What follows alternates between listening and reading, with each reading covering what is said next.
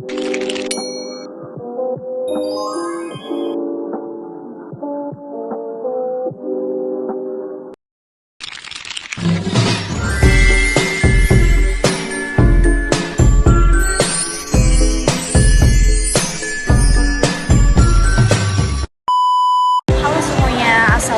warahmatullahi wabarakatuh. Perkenalkan, nama saya Indriani Ramputi. Saya dari Prodi Perbankan Syariah Universitas Muhammadiyah Sumatera Utara. Saya di sini akan membahas tentang salah satu instrumen keuangan yang sesuai dengan prinsip syariah dan makin populer di kalangan investor, yaitu suku. Apa sih itu suku dan bagaimana cara kerjanya dan apa bedanya dengan obligasi konvensional, dan kenapa suku bisa jadi pilihan investasi yang halal dan amanah? Yuk simak video ini, tonton sampai selesai ya. Suku berasal dari bahasa Arab, artinya sertifikat atau dokumen.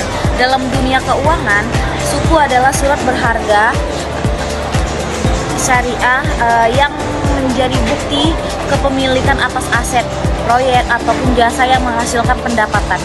Suku juga sering disebut sebagai obligasi syariah karena fungsinya mirip dengan obligasi, yaitu sebagai instrumen pembiayaan dan investasi. Namun, ada beberapa besar suku tidak mengenai bunga ataupun yang disebut biasanya kita sebut riba. Imbalan hasil suku diperoleh oleh akad yang sesuai dengan prinsip-prinsip syariah, seperti bagi hasil, sewa atau ijara, dan mudharabah. Contohnya gampang loh, kita bisa memahaminya. Kalau kamu beli suku, berarti kamu ikut memiliki bagian dari suatu aset atau proyek yang produktif, bukan cuma memberikan pinjaman. Tadi itu yang pertama, dan ini yang kedua.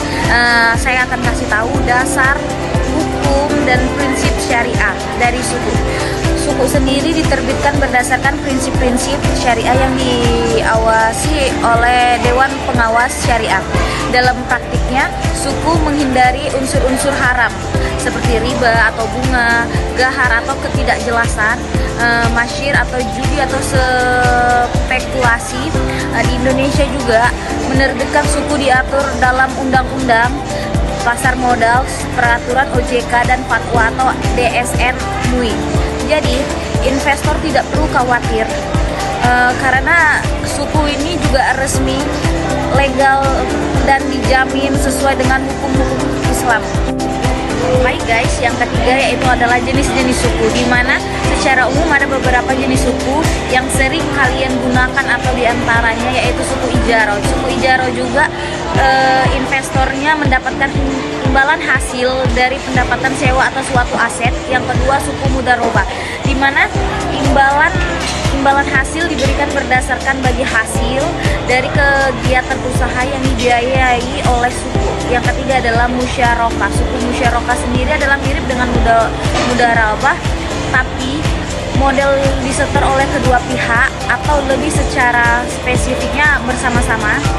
Yang keempat yaitu suku wakalah, di mana investor mewakili pengelolaan dana kepada pihak lain atau wakil yang mengelola usaha secara produktif. Yang kelima, suku negara atau retail, yaitu suku retail, atau terakhir suku negara atau retail atau SR, di mana ini adalah suku yang diterbitkan oleh pemerintah untuk masyarakat, bisa dibeli mulai dari 1 juta rupiah dan cocok untuk investor pemula. Nah, yang keempat ini cara kerja suku. Gimana sih cara kerja suku? Nah, contohnya begini guys, pemerintah ingin membangun suatu jalan tol untuk mendapatkan dana, dan mereka menerbitkan suku ijara. Investor membeli suku, lalu dana itu digunakan untuk membiayai proyek jalan tol tersebut. Nah, dan setelah jalan tol jadi dan menghasilkan pendapatan sewa, misalnya tarif tol, sebagian keuntungan dibagi kepada investor sebagai imbalan hasil. Beda dengan obligasi biasanya membayar bunga tetap. Suku memberikan imbalan bagi hasil berbasis aktivitas ekonomi real dan halal. Nah, suku juga ada keuntungannya loh di investasi dari suku tersebut. Mengapa banyak orang memulai tertarik atau investasi suku? Sesuai dengan suku itu ya, suku itu sesuai dengan prinsip syariah, aman untuk investor muslim, resikonya rendah, suku negara dijamin pemerintahan, dan cocok untuk investasi jangka menengah atau panjang. Pasti cair, ada jadwal pembayaran imbalan, bisa dibeli retail mulai dari 1 juta rupiah untuk suku retail tersebut.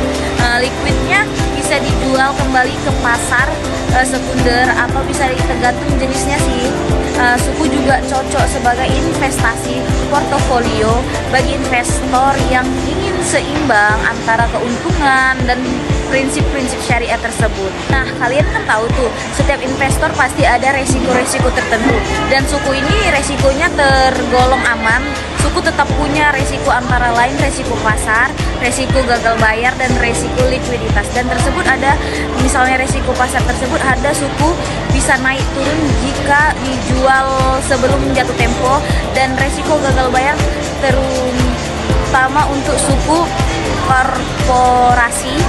Yang ketiga yaitu likuiditas terbatas, di mana tidak semua suku mudah dijual. Namun untuk suku negara resikonya sangat kecil karena dijamin oleh pemerintah tersebut. Nah, bagi kalian yang ingin atau minat dengan suku, investasi suku ini, ada cara membeli suku. Cara membeli suku sekarang sangat mudah loh, apalagi untuk jenis suku negara retail atau SR yang biasa kita dengar. Namun kita beli secara online melalui bank syariah bisa, sekuritas resmi bisa, atau aplikasi investasi yang ditujukan oleh pemerintah juga bisa. Nah, langkah-langkahnya gimana sih? Kalian itu buka, download, ataupun sebagaimanapun, daftar dan buka akun. Terus yang kedua, pilih seri suku yang kalian mau atau yang ditawarkan, terus transfer dana, terus kalian dapat buktinya. Tinggal diterima imbal hasil setiap bulannya. Mudah kan guys? Suku retail biasanya ditawarkan beberapa kali setahun. Jadi rajin-rajinlah kalian mengecek jadwal penerbitannya. Nah, itu dia pembahasan kita kali ini, lengkap tentang dengan suku, instrumen keuangan yang halal, aman, dan menguntungkan bagi kita yang mengikuti suku. Cocok nih, atau cocok banget sih untuk kamu yang ingin berinvestasi sesuai dengan prinsip syariah. Yuk mulai berinvestasi kita semua dengan bijak. Jangan cuma uang itu disimpan atau ditabung, tapi buatlah uang itu tumbuh secara halal dengan prinsip-prinsip syariah tersebut, yaitu dengan suku. Yaudah teman-teman, sekian penjelasan saya, lebih kurangnya saya mohon maaf. Assalamualaikum warahmatullahi wabarakatuh.